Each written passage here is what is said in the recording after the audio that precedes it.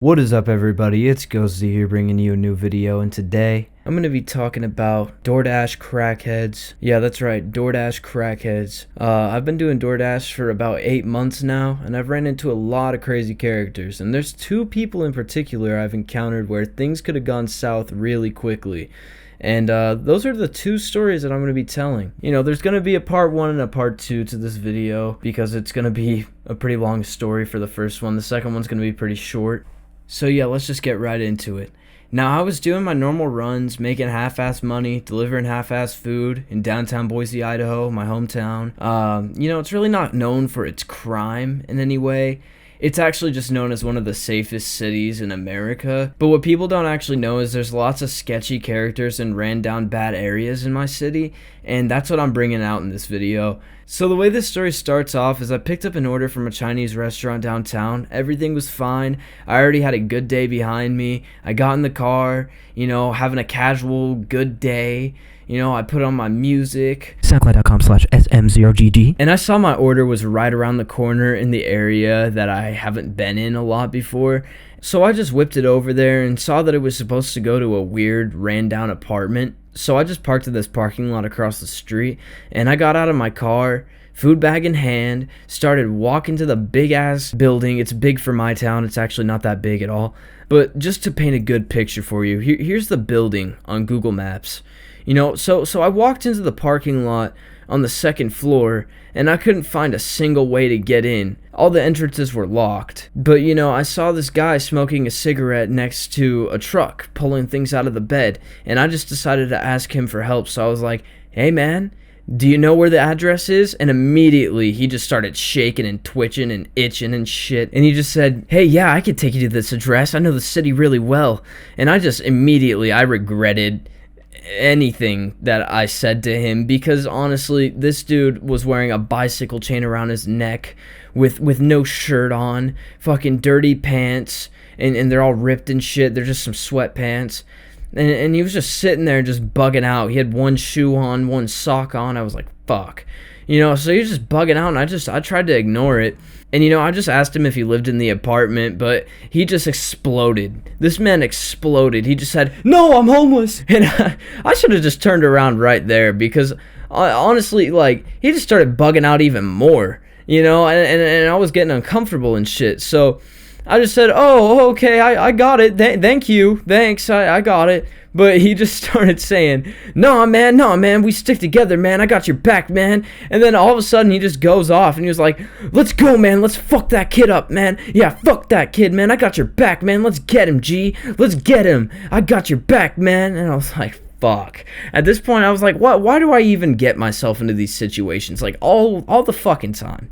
Like I always just get myself into these situations, man. Like, this was all happening in a ran down alley, of course, the perfect setting. But I just started backing out of the alley slowly, and he was just following me, and he just said, "Yeah, let's jump his ass. Let's get that kid, man."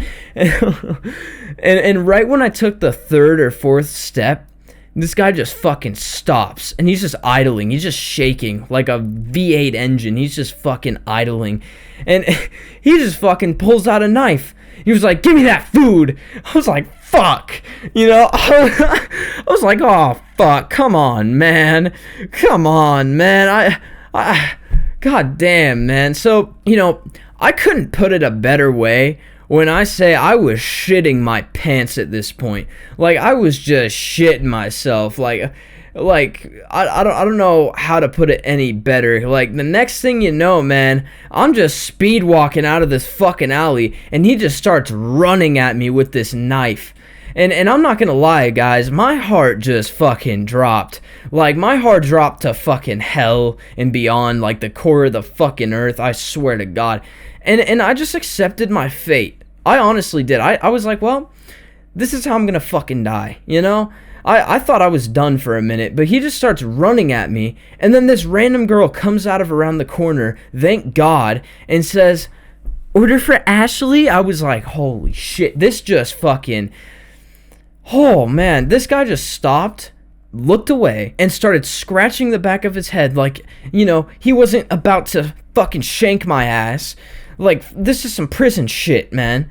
Like, you know, and he just tried to act casual, man. I just turned to her and I was like, yeah, fucking perfect timing. I was trying to act casual too, you know? So I was like, yeah, perfect timing. I was trying to find you. I couldn't find you. I handed her the order.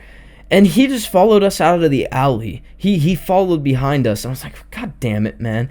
So, you know, it turns out this order was supposed to go to this girl who worked right next to the apartment at a restaurant. And oh my God, man. I should have fucking known. I should have known. I should have read the address. So as soon as we get out from the alley and she says, thanks, have a good day, I immediately look over and this crackhead, he's just inspecting the windows of the bar. And he's just crouched down, rubbing them and shit. Like, he's just rubbing in like, getting all the smudges off and shit. He's just, like, crouching in different ways, doing, like, sideways lunges and shit. And I just turned to her after this awkward silence of me looking over there and her just staring at me with the food in her hand while I'm still grasping it.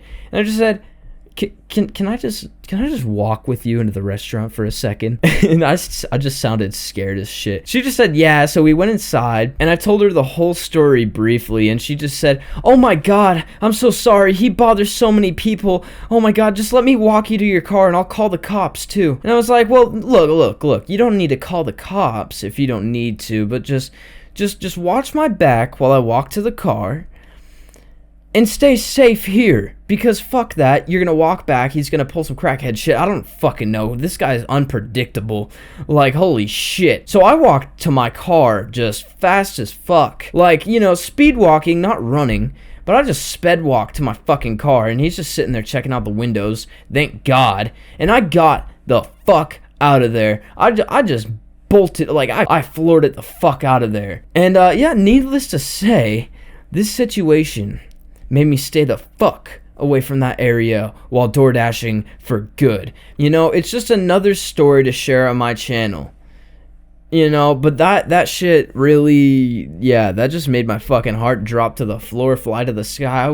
I was on more than just an emotional roller coaster. I was on some different shit, but yeah, guys, you know, I'll be adding the second story, the part 2 to this video, very soon. You know, let's just hit 2 likes on this. Yeah, that's all it's gonna take, just 2 likes for part 2. That's for the future, but yeah, anyways, I hope that you guys enjoyed this video. I'll be posting a lot more when I get out of school, but yeah, just make sure to like, subscribe. This has been Ghostly. Peace out. I just couldn't be me. We were stuck on repeat. I had to take on defeat. I was feeling empty. I fought that bitch in my hometown. I left that bitch in my hotel, and now she's stuck on repeat.